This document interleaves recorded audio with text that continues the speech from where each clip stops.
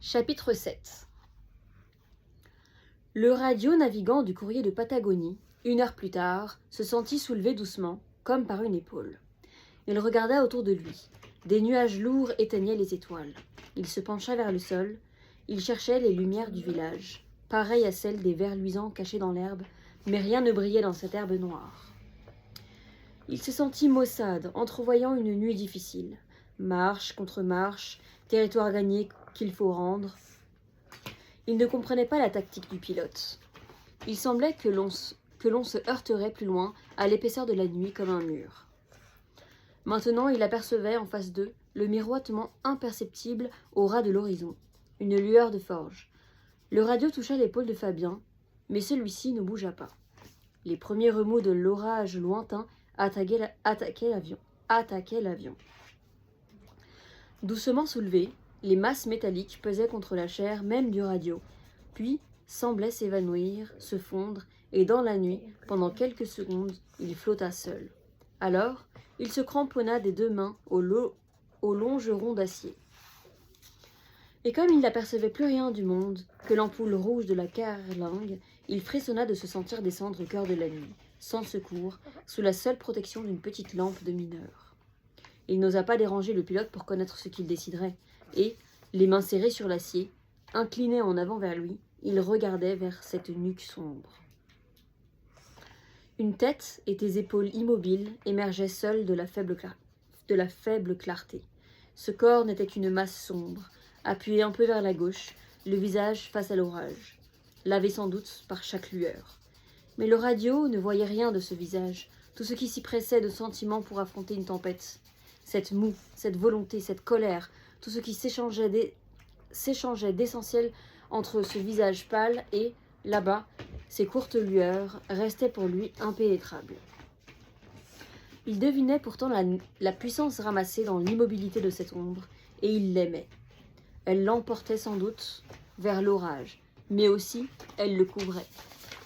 Chut, tu fais trop de bruit avec tes papiers. Sans doute ses mains, fermées sur les commandes, pesaient déjà sur la tempête.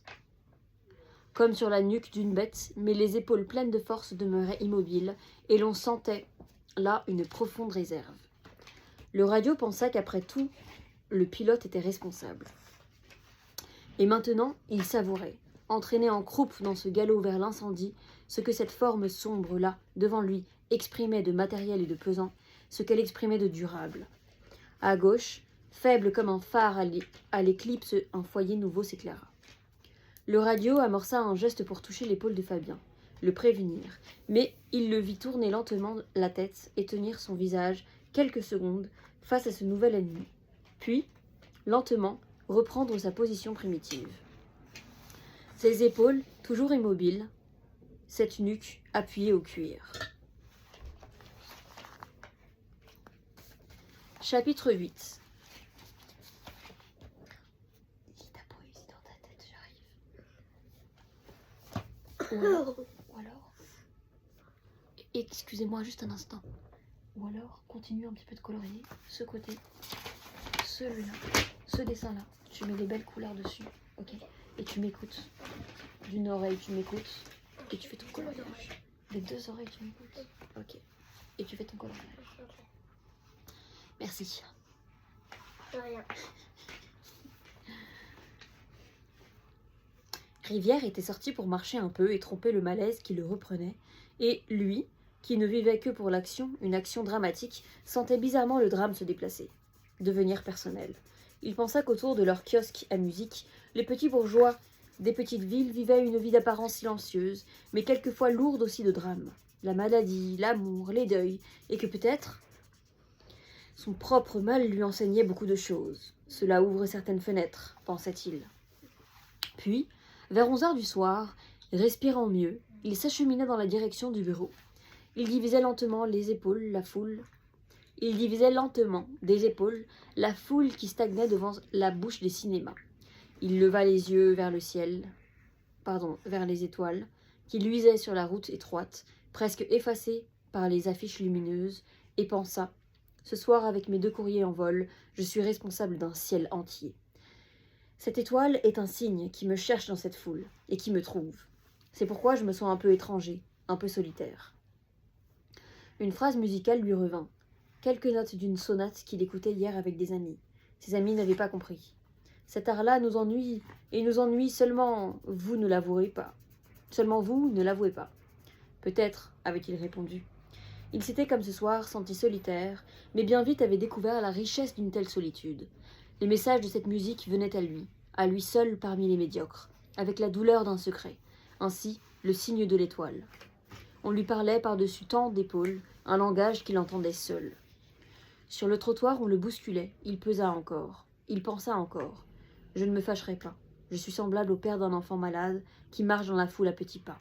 Il porte en lui le grand silence de sa maison.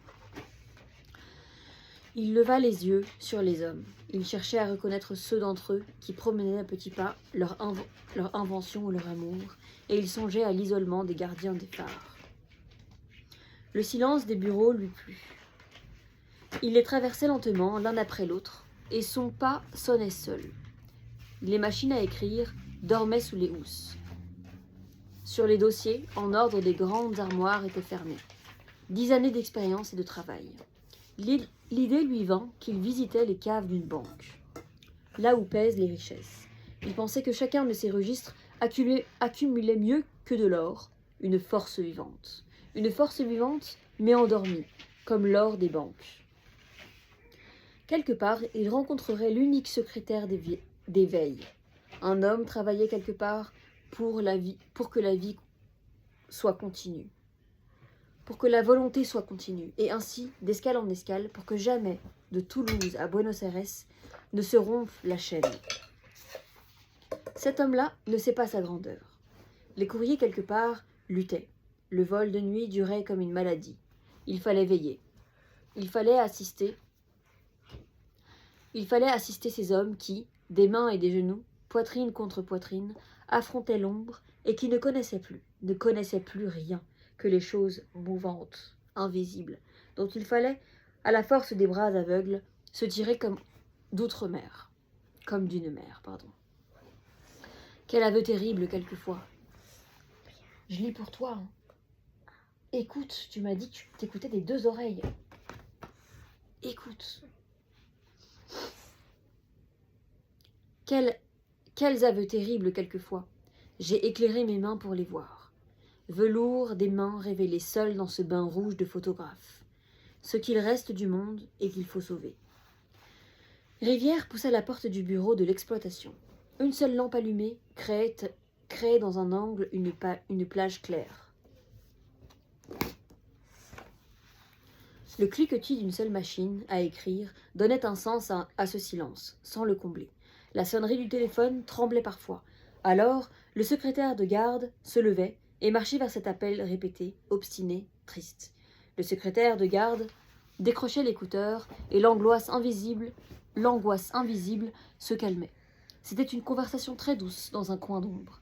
Puis, impassible, l'homme revenait à son bureau, le visage formé par la solitude et le sommeil sur un secret indéchiffrable. Assieds-toi.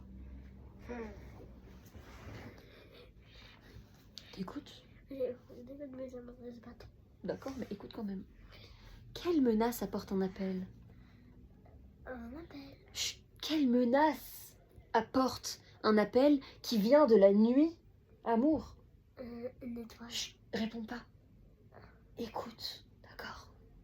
Quelle menace apporte un appel qui vient de la nuit, du dehors, lorsque 2 courriers sont en vol, amour ? Chut. Rivière pensait au télégramme qui touche les familles sous les lampes du soir, puis au malheur qui, pendant des secondes presque éternelles, reste un secret dans le visage du père. Onde d'abord sans force, si loin du cri jeté, si calme, et chaque fois il entendait son faible écho dans une sonnerie discrète. Et chaque fois... Chut ! Chaque fois, les mouvements de l'homme, que la solitude faisait... Bon, tu m'énerves, va au coin là-bas, va au coin. Et que la solitude faisait lent comme un nageur entre 2 eaux. Revenant de l'ombre vers sa lampe, comme un plongeur remonte, lui paraissait lourd de secrets. Restez, j'y vais. Rivière décrocha l'écouteur, reçut le bourdonnement du monde. Ici, Rivière. Un faible tumulte, puis une voix. Je vous passe le poste radio. Un nouveau tumulte, celui des fiches dans le standard. Puis, une autre voix. Ici, le poste radio. Nous vous communiquons les télégrammes. Rivière les notait et hochait la tête. Bien, bien. Rien d'important. Des messages réguliers de service. Rio de Janeiro demandait un renseignement. Montevideo parlait du temps. Et Mendoza de matériel. C'était des bruits familiers de la maison. Et les courriers? Le temps est orageux. Nous n'entendons pas les avions. Bien. Rivière songea que la nuit ici était pure. Les étoiles luisantes. Mais le radiotélégraphiste découvrait en elle le souffle de lointains orages. À tout à l'heure. Rivière se levait, le secrétaire l'aborda. Les notes de service pour la signature, monsieur? Bien. Rivière se découvrait une grande amitié pour cet homme, que chargeait aussi le poids de la nuit. Un camarade de combat, pensait Rivière. Il ne saura sans doute jamais combien cette ville nous unit. Allez, demain, chapitre 9.